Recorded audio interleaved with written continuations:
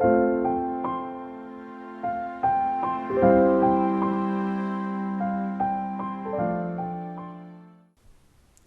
mindful friends.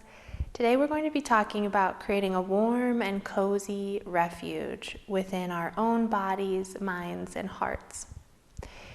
And this is a perfect talk for this season because here in Colorado, it's starting to get cold. This weekend we had our first snow up on the mountains, and the leaves are starting to fall. The days are getting shorter. It's getting a little darker in the evenings. And we all know that the time is coming where we get a lot more space to come back home to ourselves and be in stillness and to be in our homes. And if we have a lot of toxins in the body, in the mind, and the heart, coming back home into our own space can feel scary. We always want to distract ourselves. We're always listening to something on the media. We're always trying to reach out and have other people around us. There's always something playing in our house. We can't have the quiet. And that's one sign that we are afraid of our own internal space. We can't be alone with our own internal space. And the gift of mindfulness and having these self-care practices is that we can start becoming aware of what's really going on in our minds, in our bodies, in our spirits. What are we manifesting within ourselves? And is it a positive place that we can come back home to and spend time alone in with self? And we all know the feeling of when this isn't a safe place to go. When we carry a lot of judgments about ourselves, we condemn ourselves, there's angry talk in there. It can be about self, but we can also be creating these mindsets about the world around us. So everything that we think about is negative. We're judging the world around us. We're judging other people.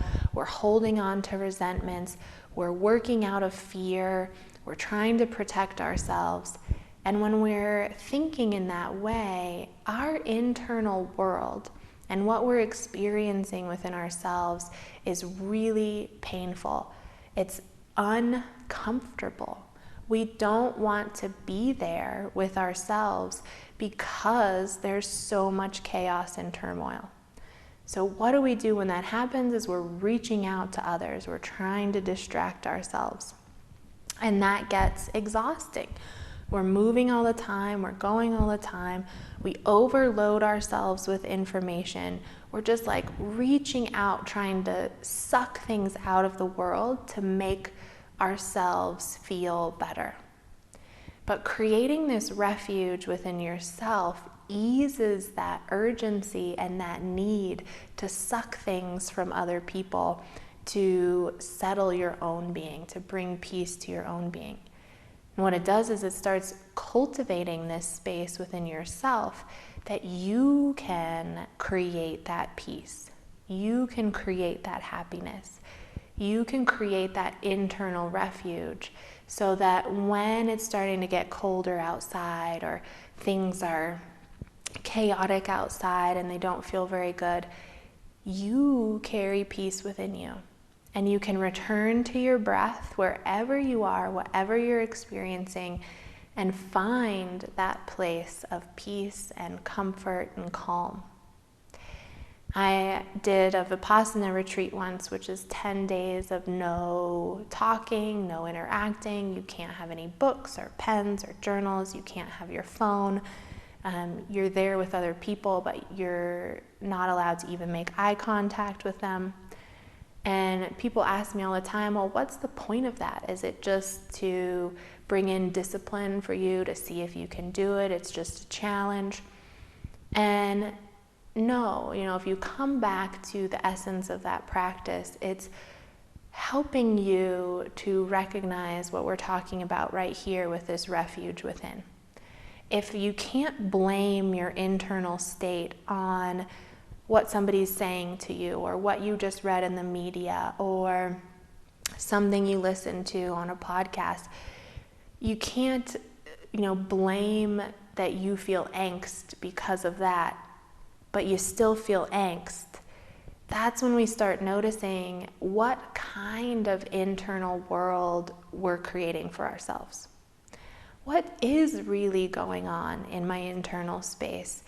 And what reality am I generating?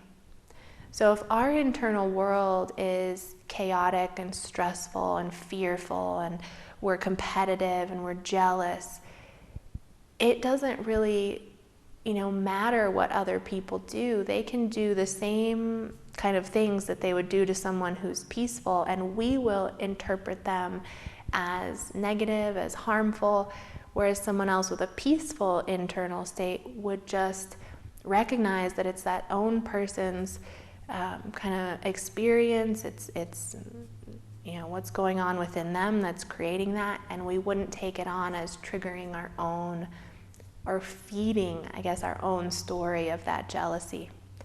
So in those 10 days of silence, what you're looking for are, what are the stories I'm telling about life? What are the stories I'm telling about myself? And what kind of internal environment is that creating for me? If I'm sitting there in silence for 10 days, am I peaceful? Do I enter into that lovely refuge that I created for myself? And do I get to spend time in peace?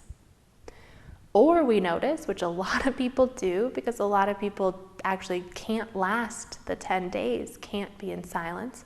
Do we notice that, oh my gosh, I get in there into the silence and all I hear is judgment, loud noise, fear, I'm angry, I'm angsty, I feel the pain in my body, I feel the discomfort in my body, I feel the clenching in my heart. And because you're not getting any outside stimulus, that's your own creation. That's what you're carrying within you. So in this season, when we're prepping to kind of start coming back home, to spending more time in silence, to spending more time in our internal refuge, we want to start putting energy towards creating an internal space that supports us, that brings us peace. And we start clearing out the toxins that we've been bringing in that create an internal environment that's not so comfortable. So we can ask ourselves, first look into the body. What are you doing for the body or bringing into the body that might make it a more toxic environment, make it more uncomfortable, and create more work for it to have to detox to get you back to comfort? And are there some things you could bring in to actually support yourself, to create a good, healthy environment in the body, to make sure the body is feeling relaxed and at ease, and that we're not bringing in extra toxins that we have to then later work really hard to cleanse out? And you do the same thing with the mind. What are you bringing into the mind that might be creating this internal environment that's not nice, right? This is where we look at what we're consuming in the media, what we're listening to, what kind of conversations we're taking part in, and all of that is coming into our own being and creating our internal space. So if these things that we're bringing in are generating toxins within us that now we're trying to have to process through the anger it generated, the fear it generated, that's not serving our internal refuge. And you can think about that with thoughts as well. What thoughts are you having about self or other people? And are these thoughts creating a peaceful, kind refuge within you? And then we ask ourselves, what could support me in creating this internal refuge? Whether it be certain practices or going to certain teachings or listening to spiritual talks or motivational talks, whatever it is, what would actually help me create this internal space that's nice? And you think the same thing for your heart. What are you carrying in your heart or holding on to in the heart that makes it a cold environment, that makes it not so nice to come back home to, or the barbed wire we put up around it, or the fear or the expectation or pressure. And is there something we can do to support the heart, to open it up, to lighten it, to bring that warmth back into our love and our compassion and our kindness? And as we're examining this and we're moving more towards this, creating this space within us that's peaceful and kind and compassionate, we notice we're less and less afraid of spending time alone, of finding that quiet and that stillness. And we're even less afraid when the world around us is cold or bitter or chaotic. We're less afraid because we know we can turn to the breath and we can come back inward to that internal state, and we can find that peace and that calm and that refuge wherever we are. So I invite you this week to look into the refuge you're creating in your own body, mind, and heart. Imagine it. What would it be filled with? What would be there? You can even imagine what kinds of books or media, what kind of food would be there in your refuge, what kind of environment. And then ask yourself, am I bringing those things into my life? Am I making choices to engage with more of those and releasing and letting go of the things that I would like to clear out of my refuge, to detox it, to clean it, to open up that space for the peace? If you enjoy these little talks and would like to join us for a group mindfulness session or individual coaching, you can visit us at newleafmindfulness.com. And don't forget to like, share, and subscribe. I hope to see you all very soon.